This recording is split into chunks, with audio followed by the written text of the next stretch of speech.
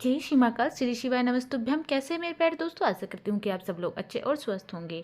जैसे कि आप मेरे चैनल पर बहुत सारे वीडियो देख चुके हैं जिसमें कि मैं पंडित प्रदीप मिश्रा जी द्वारा बताए गए उनके उपायों को अच्छे से समझाने की कोशिश करती हूँ। साथ ही मैं आपको कुबेश्वर धाम सीहोर की भी जानकारी साथ साथ देती रहती हूँ कि कब वहाँ पर रुद्राक्ष मिल रहा है और कब नहीं मिल रहा है। तो आइए आज लेकर चलती हूँ आपको फिर से कुबेश्वर धाम। तो यह हम पहुँच गए कुबेश्वर धाम। जैसे कि आप सभी को मैं बता चुकी हूँ कि कुबेश्वर धाम में रुद्राक्ष बहुत आसानी से मिल जाता है, जिसका हमसे कोई भी शुल्क नहीं लिया जाता है, फ्री में दिया जाता है। और जिसके लिए हमें किसी भी जो आधार कार्ड वगैरह होता है उसकी कोई भी ज़रूरत नहीं होती है। लेकिन यह है कि एक व्यक्ति को एक समय पर सिर्फ एक ही रुद्राक्ष मिल पाता है, दो रुद्राक्ष नहीं मिलते हैं।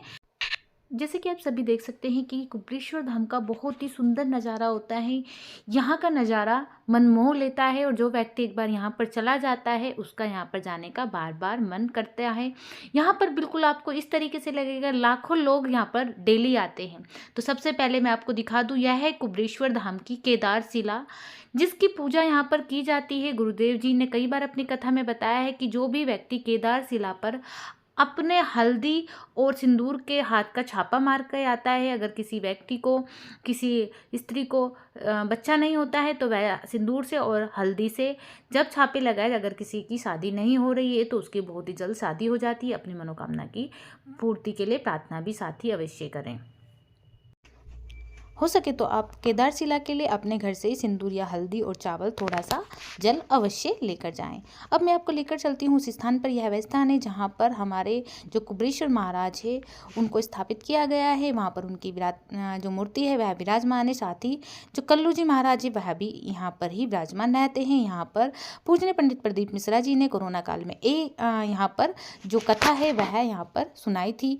और साथ ही मैं आपको बता दूं, यहाँ पर जो भी व्यक्ति 108 बार श्री शिवाय नमस्तुभ्यम का ध्यान करता है उसकी मनोकामना बहुत जल्द पूरी होती है। आप देख सकते हैं इससे जैसे आप बाहर निकलेंगे यहाँ से आपको मिलेगा इस तरीके का एक जो नारियल, 1 रुपये का सिक्का और थोड़े से चावल। इन्हें आप अवश्य लेकर जाएं, मतलब कुबेश्वर धाम से आप इन्हें अवश्य लेकर आएँ। यह आपको मात्र 31 रुपये में मिलता है और यह बहुत ही अच्छा होता है। इसको आप अपनी तिजोरी में अवश्य रखें। तो यह थी हमारी दूसरी वह वस्तु जो आपको कुबेश्वर धाम से अवश्य लेकर आनी है। साथ ही आपको यहाँ से लेकर आना है थोड़ा सा जल। यहाँ का जो जल होता है वह गंगा जल के समान होता है, बहुत ही शुद्ध होता है। और मान्यता यह है कि इसका जो जल होता है बहुत दिन तक खराब नहीं होता है। और अगर आप उसमें रुद्राक्ष रखकर डाल देते हैं और उसका आप कोई भी बीमार आपके घर में व्यक्ति है वह आचमन करता है तो उसको बहुत ही जल्द इससे फ़ायदा भी मिलता है। तो आप यहाँ से जल भी अवश्य लेकर आएँ। आप अपने घर से कोई भी प्लास्टिक वगैरह की ऐसी कैन वगैरह लेकर जाएँ जिसमें आप जल भरकर अच्छे से ला सकते हैं। तो दूसरी चीज़ हो गई हमारी जल, पहली चीज़ हो गई हमारी जो यह चावल और नारियल हैं, ठीक है। तो इस तरीके से मैंने आपको 2 चीज़ तो बता दी है। अब जो तीसरी वस्तु जो आपको वहाँ से लेकर आनी है वह आपको लेकर आनी है वहाँ से कोई भी छोटी सी कंकर वहाँ की बहुत ही विशेष होती है। जैसे कि आप सभी को पता है कि वहाँ की हर कंकर में शंकर है, जो कि कुबेश्वर धाम में ही पाई जाती है, कंकर में शंकर। जब आप कुबेश्वर धाम जाएंगे तो वहाँ पर आपको कंकर मिल जाएंगी। साथ ही कंकर की आप वहीं पर पूजा करें और फिर चाहे तो कहीं इसी ऐसे स्थान पर उस कंकर को आपको रखना है जहाँ पर किसी का पैर ना लगे। चाहे तो आप उसी कंकर को अपने घर भी आप लेकर आ सकते हैं। आप देख सकते हैं यहाँ पर किस तरीके से जो श्रद्धालु गए हैं वह कंकर ढूंढ रहे हैं। तो आप किसी भी कंकर को अपने घर ला सकते हैं, उसको आप स्थापित कर सकते हैं, प्रतिदिन उसकी आप पूजा करें। तो यहाँ से आपको कंकर अवश्य लेके आनी है, इससे आपके जीवन में बहुत ही बदलाव आएगा। तो अब मैंने आपको 3 वह वस्तु बता दी है जो आपको कुबेश्वर धाम जब भी आप जाएं तो आप अवश्य लेकर आएं। जो चौथी वस्तु मैं आपको बताऊंगी वह बताऊंगी वीडियो के अंत में। अब मैं आपको बताती हूँ कि वहाँ पर जो रुद्राक्ष वितरण की जानकारी आपको देती हूँ। थोड़ा सा अगर आप वहाँ पर ठहरने के तरीके से जा रहे हैं, ठहरना चाहते हैं रात को, तो वहाँ पर क्या क्या सुविधाएं आइए जानते हैं उसके बारे में। सबसे पहले मैं आपको रुद्राक्ष के बारे में बता दूं। जैसे कि आप रुद्राक्ष लेने के लिए वहाँ पर जाएंगे तो आपको लाइन में लगना पड़ेगा। साथ ही आपको किसी भी तरीके का कोई आई कार्ड वगैरह की ज़रूरत नहीं है। सीधा आप लाइन में लगेंगे। लाइन में लगने के बाद आपको, जैसे कि आप कभी वोट डालने जाते हैं, ऐसे आपकी उंगली पर निशान लगाया जाएगा और आपको आपका रुद्राक्ष बहुत ही आसानी से मिल जाएगा। कभी 10-5 मिनट में भी आपको मिल जाता है, तो कभी बहुत ज़्यादा भीड़ रहती है जिसके कारण से 1-2 घंटा भी लग जाता है। वहाँ पर काफ़ी सारे काउंटर बने हुए हैं। अगर आप रुद्राक्ष के वितरण की संपूर्ण जानकारी चाहते हैं तो उसकी मेरे चैनल पर सेपरेट वीडियो डाली गई है। मैं उसका जो लिंक है वह नीचे डिस्क्रिप्शन में उसको मैं लिंक को ऐड कर दूंगी, आप वहाँ पर जाकर देख सकते हैं। तो आपको रुद्राक्ष लेने में कोई भी आई कार्ड वगैरह की ज़रूरत नहीं है, ना ही आपसे किसी भी तरीके का शुल्क लिया जाएगा। साथ ही मैं आपको बता दूं कि जनवरी में भी अभी तक यह जानकारी मिली है कि कंटिन्यू रुद्राक्ष मिलेंगे। जैसे कि मेरी दूसरी वीडियो पर बहुत कमेंट करके पूछा जा रहा था कि क्या जनवरी में भी रुद्राक्ष मिलेगी। फरवरी की भी मैं आपको अपडेट नहीं दे सकती, लेकिन जनवरी में आपको रुद्राक्ष मिलेंगे। साथ ही मैं आपको बता दूं, जैसे ही आप यहाँ पर कुबेरेश्वर धाम में जाएंगे तो आप अपने खाने पीने के साथ थोड़ी सी कुछ व्यवस्था वगैरह करके जाएं, क्योंकि वहाँ पर भंडारे का एक निश्चित समय होता है। निश्चित समय के साथ ही आपको जो भोजन है वह मिलता है। अब आपको मैं बता दूं, नहाने की सुविधा वहाँ पर, बाथरूम वगैरह बहुत अच्छे से बनाए गए हैं, लेकिन जो फ्रेश होने की है वहाँ पर ज़्यादा लोग जाते हैं। अभी जो वॉशरूम वगैरह है वो थोड़े कम बनाए गए हैं। तो इसी तरीके से वहाँ पर ठहरने की व्यवस्था है। ज़्यादा अभी कार्य नहीं हो पाए, कार्य प्रगति पर है, तो आप बाहर से ही नहा धोकर जाएं तो ज़्यादा अच्छा है। फ्रेश होकर जाएं तो बहुत अच्छा है। साफ़ सफाई का आप ध्यान रखें, आप सभी समझदार हैं। हम ऐसे स्थान पर जाएंगे और साफ़ सफाई का ध्यान नहीं रखेंगे तो हमें पुण्य की बजाय पाप मिलता है। यहाँ का दान का कार्यालय है। आप चाहे कुछ भी दान करें, अपनी श्रद्धा के अनुसार छोटा सा दान करें, पर दान अवश्य करें, क्योंकि खाने वाले बहुत होते हैं, खिलाने वाले बहुत ही कम व्यक्ति होते हैं।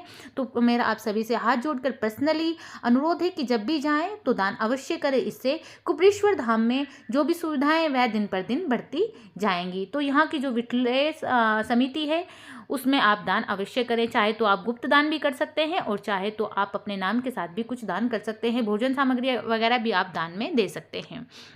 अब मैं सबसे पहले आपको बता दूं, यहाँ की कुबेरेश्वर धाम का जो मंदिर है वह अभी बन रहा है। अगर आप इसमें भी सहयोग देना चाहते हैं तो दे सकते हैं। इस तरीके से यहाँ पर बाथरूम बनाए गए हैं और अभी कार्य प्रगति पर है। यहीं पर ही लोग इस तरीके से स्नान करते हैं, कपड़े सुखाते हैं जो रात को ठहरते हैं।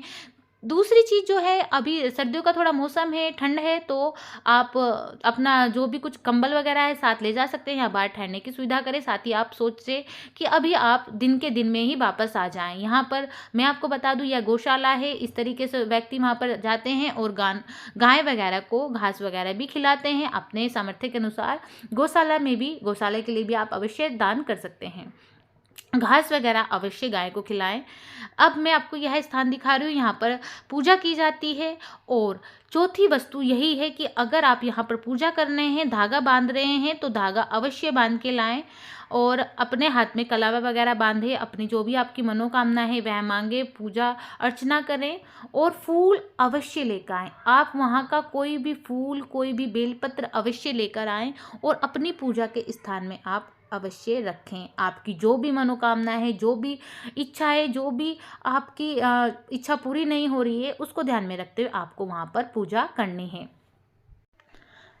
कुबेरेश्वर धाम में जो भी व्यक्ति जाता है वह कंकर को शंकर मानकर पूजा करता है, लेकिन वहीं पर पूजा करने के बाद सामग्री वगैरह और कंकर को छोड़ देता है। तो मैं आप सभी से फिर से अनुरोध करूंगी कि प्लीज़ ऐसा आप बिल्कुल ना करें, क्योंकि आप पूजा कर आ जाते हैं तो दूसरे व्यक्तियों का पैर लगता है, जिससे उस व्यक्ति को भी पाप लगेगा, साथ में आपको भी पाप लगता है।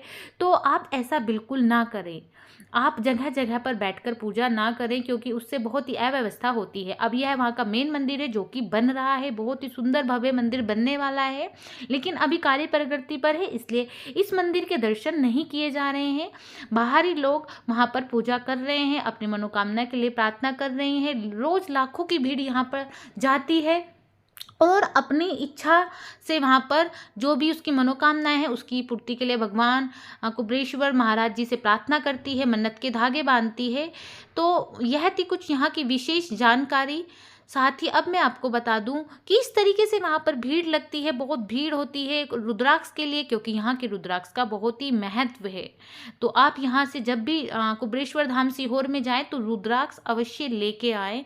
और रुद्राक्ष को आपको कैसे उसका आपको जल ग्रहण करना है, कैसे आपको उसका जल बनाना है, उसकी भी वीडियो आपको मेरे चैनल पर सेपरेटली मिल जाएगी। आपको रुद्राक्ष कैसे धारण करना है, साथ ही आपको मेरे चैनल पर पूजनीय पंडित प्रदीप मिश्रा जी द्वारा बताए गए उनके उपायों को अच्छे से बताकर समझाने की कोशिश करती हूँ। आशा कर रही हूँ कि आपको मेरी आज की भी यह वीडियो अच्छी लगी होगी। मेरा इस वीडियो को बनाने का मेन मकसद यही है कि आप जब भी कुबेरेश्वर धाम जाए तो किस किस सावधानियों का आपको ध्यान रखना है, क्या क्या कार्य आपको वहाँ पर करने हैं, किस तरीके से आपको पूजा करनी है।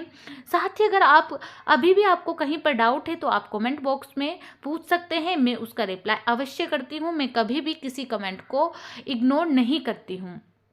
तो यह थी आज की हमारी कुबेरेश्वर धाम की संपूर्ण जानकारी। आशा करती हूँ आप सभी को अच्छे से समझ में आया होगा।